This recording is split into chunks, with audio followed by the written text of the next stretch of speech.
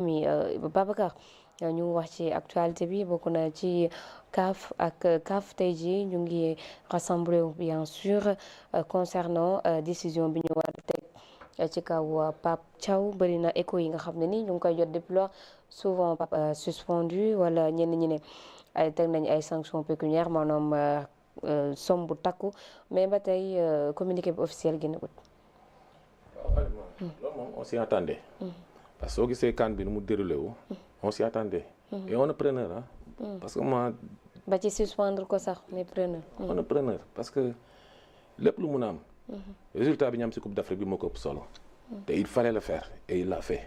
c'est-à-dire Sénégal dafa yàgg subir ay injustices yoo xam ne dañuy toog seetaan rek c'est-à-dire Pape su bàyyi woon ñoom ñu def li ñu bëgg a def. arbitre beeg VAR beeg ñu def li ñu bëgg a def. en ce moment ñu ngi toog fii ñàkk nañu Coupe d'Afrique bi après def ay recours ak yooyu tey. saa gis nañ Coupe d'Afrique bi effet bi mu def ci dëkk bi. situation bi mu fekk ci dëkk bi ak ni xol yi féexee moi je pense que ne jar na. bon di ñaan suñu autorité rek ñu def ci li ñu ci war a def taxaw ci taxawaay bi ñu ci war a taxaw ba sanction yi bu mu nekk lu lourd même bu dee am ay sanction parce que gis nañ ñëpp ne Infantino mi ngi appuyé ci kaw les Européens ñi ngi appuyé. parce que Sénégal c'est l'équipe à abattre. surtout les Français gis nañ seen plateau yi tout le temps ñu ngi chargé Sénégal di chargé Sénégal. bien sûr nañ def li ñu war a def lu ñëw ñu xam ne la ñu on subit après on passe à autre chose. gagné nañ Coupe d'Afrique bi loolu moo ëpp njëriñ. te monde bi yëpp jugé nañ gis nañ li am gis nañ toor yi ñu teg Sénégalais yi si biir match bi avant match bi ci hôtel yi bi Sénégalais yi di jógee Rabat. xaw ma Tanger di rejoindre Rabat. gis nañ lépp li Marocains yi def. léegi nag ñu ngi leen di bàyyi ak àdduna bi. parce que nit ñi gis nañ image yi ñu bàyyi nag àdduna bi ñu toog seetaan xool. lu ñëw ñu encaissé de toute façon Sénégal moom li ko yàlla war a jox dina ko jox. équipe bi def nañ li war a def dirigeants yi def nañ li ñu war a def li ma si xaaw a méttiwul rek mooy déclaration yi ma dégg quelque waa fédération def ko président fédération. ak dal bi ñu dal si kaw El Hadj Diouf parce que Sénégal unité moo tax ñu jël coupe du monde bi maanaam détails yu mel nii su amee ci dëkk bi ñëpp dañu war a booloo nekk benn xeex parce que ñun ñëpp Sénégal moo ñu tax a yëkkati. muy El Hadj Diouf muy fédération muy joueurs yeeg ñëpp. ndam la ñu wuti woon. bien sûr góorgóorlu nañ ba am ko ñu ngi doon rek ay toor ñu xeex loolu bañ Pape Thiaw li muy def. man dama ko jàppee tort parce que li mu waroon def la def parce que ñëpp gis nañ match bi mu. ko donc jàpp nga ne geste bi mu def moom la waroon d'ailleurs bëri na ñuy àddu ci mbir mi daal di xam ne Pape li mu def moom la waroon def mais CAF aussi dafa am ay règlement surtout l'article 80 bu CAF loi 2 bu CAF loi 2 nee na décision bu arbitre bi jël da nga ko war a respecter l'article 80 ku gedd génn l'autre équipe est gagnant sur tapis vert. D'accord léegi qu'est-ce qui a empêché l'arbitre mu siffler fin match bi. parce que loolu aussi question la oui. c'est-à-dire parce que y a des choses qui se sont passées ci match bi yoo xam ne c'est pas normal ñoom gis nañ ko. comment ça fait-il ñu jouer un match de football international final coupe CAF. tu vois d'autres jours des remplaçants di dugg ci biir terrain bi di xëccoo ay serviettes ci biir terrain bi. arbitre bi arrêté wul match bi tiréwul les arbitres juges yi nekk ci ginnaaw terrain bi. amul benn déclaration bu ñu def ci anomalie yi doon am ci biir match bi. yoo xam ne waa Marocains yi ñoo ko doon def. ci seen dëkk. déggoo CAF ci def ci benn déclaration déggoo ñu incriminer sax loolu te ñëpp xam nañ ne loolu bokkul ci football c'est-à-dire Pape Thiaw dafa réagir si match bi nu mu demee ak offre bi ak tension fi mu tolloon même su dee erreur la on encaisse bien sûr man je suis sénégalais je soutiens Pape Thiaw à 250%. li mu def moom si moom wax ne ko su c'était un arrêt de faire da koy defaat te li ñu intéressé woon mooy jël coupe d'Afrique bi dans les règles de l'art équipe bi football nañu gagné nañu ñëpp gis nañ ne dañu créé woon benn lobby ci kaw pour def tout pour Maroc jël coupe bi. Pape Thiaw def na ay stratégie ba contre leen Sénégal gagné na léegi li ci des mooy autorité yeeg dëkk bi nañu booloo nekk benn ñëpp nekk ci ginnaaw Pape Thiaw. ñu jéem a xool nu ñuy alléger sanctions yooyu ñuy def. bien sûr man loolu laa gis surtout loolu doyen li le cas Pape Thiaw la CAF tey jii nar a décider bëri nañ de comme ni ma ko waxee sànq écho yi nga xam ne ñu ngi koy jot souvent Pape Thiaw suspendu mais ba tey. amul lu officiel yoo xam ne nii message information bu officielle boo xam ne génn na lan ngay xaar ci mbir mi ndax jàpp nga ne Pape Thiaw dinañ ko sanctionner mais surtout acte bi nga xam ne nii moo ñu andi fii yëpp moo di interruption wu match bi pendant 12 et quelques minutes. xam nga man nga duma ma ci sama dëgg. du ma métti. du la métti. su ma nekkee ci dëgg boo ma dooree du ma métti. li may métti mooy. ma ñàkk nekk ci dëgg commettre erreur ba ñu duma ñu pourquoi amuma woon xelum bañ a juum ba ñu duma ma man sama salle laa toog maag samay doom di seetaan match bi. bon bi ñu refusé le but sénégalais samay doom dañuy yuuxu parce que ay xale la ñu commencé nañu bàyyi nañu lii mën a leen non non non mais quand on a sifflé les pénaltys j'ai dit c'est l'instant. fii moom mooy instant bi ñu war a geddee. instant boobu damay wax loolu rek seen Pape Thiaw di génn sama doom di ne ma parce que nag j'ai joué au foot. je suis le jeune frère à Birane Ly. ancien gardien du Jaraaf. Voilà donc am na lu ñu xam tuuti ci le milieu sportif. gis nga même loolu ñuy wax naan équipe bu génnee. mais toute l'équipe n'était pas sortie. y avait Sadio Mané. am na kenn ku des tout le temps. te aussi dañuy wax ne bu génnee dafa am nombre de minutes buñ ko may boo xam ne bii bu ko nekkee ci biti. mën nañ koo disqualifier mais yegguñu ci loolu peut-être que acte bi mais acte bi li ko indi nañu seet depuis le début de la CAN ba ni Maroc di yegg say final dégg nañ ci nit ñi ñu ne tout le temps ce sont les mêmes personnes la ñuy affecté à la VAR. même assistance VAR. les quatre oui. depuis le match début match bi ba final ce sont les mêmes personnes. bien sûr amul benn yoon bu VAR woote contre le Maroc. ni même arbitre sifflé carton jaune. amul benn yoon aussi VAR li mu woote lépp pour Maroc ay penalty la. alors ñu ne l'arbitre a commis une faute parce que VAR def ne bu action démarré da nga koy bàyyi ba mu terminer.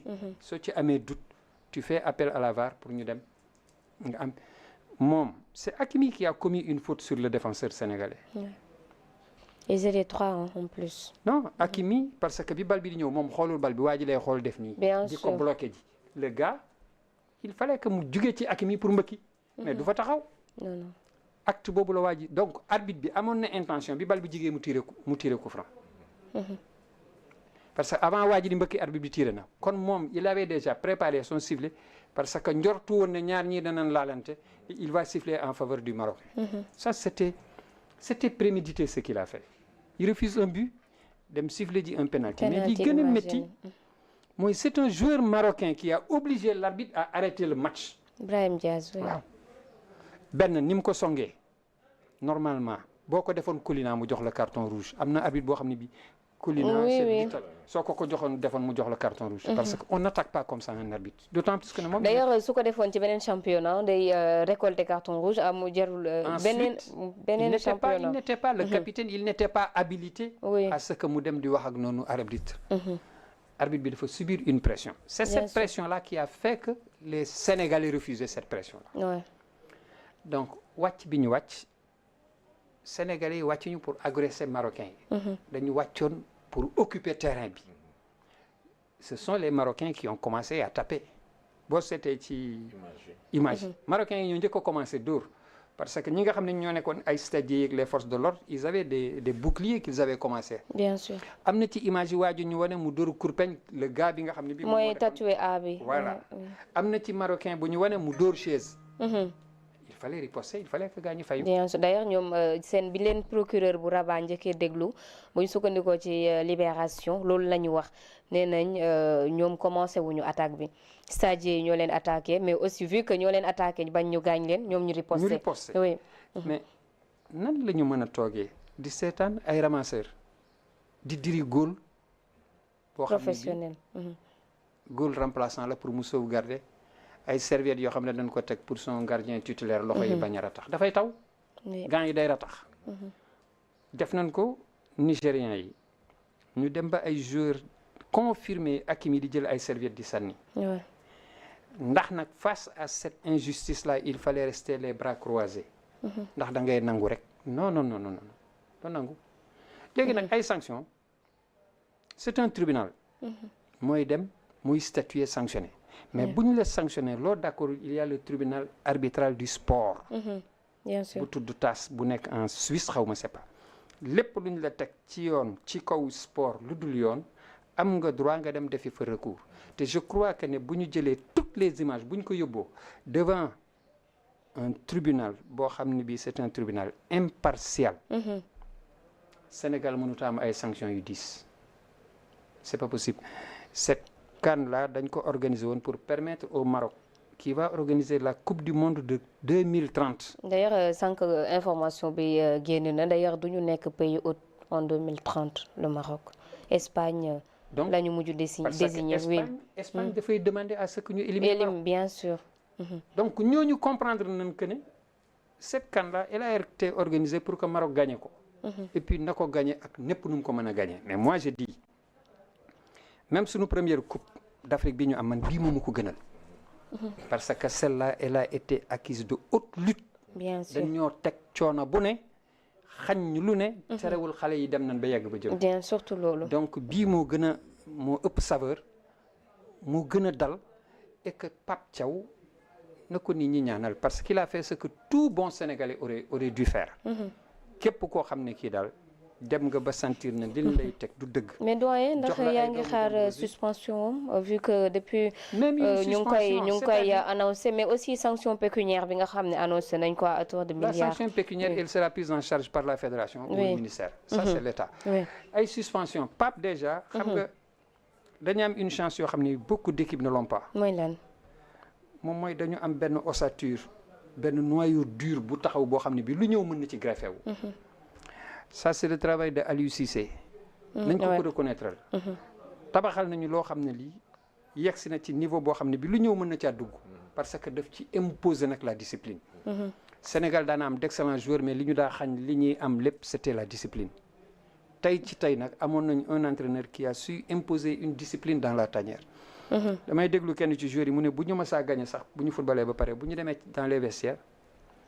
daawuñu nangu joueurs yi di manifester seen joie. amul jubilé. kenn du jubilé mu ne gis naa Kalidou Koulibaly di wax ne kenn du fi jubilé parce que am nañ objectif bu ñu jëm. donc jug na xam fa nga jëm ak ni nga koy wutee te yor les moyens di accéder. je crois que ne fi ñu jaar nañ fa am nañ aussi un homme bu mat. bu leen mën a dégg parce que en fait équipe liy baax ci équipe c'est la complicité entre tous les acteurs. te je vois que ne Pape avait réussi à tisser une complicité entre tous les acteurs. effectivement. ñi mujjee ñëw sax ñoom ñoo gënoon a doon animateur que ñi fi jiitu. donc quand on a ça on a un groupe.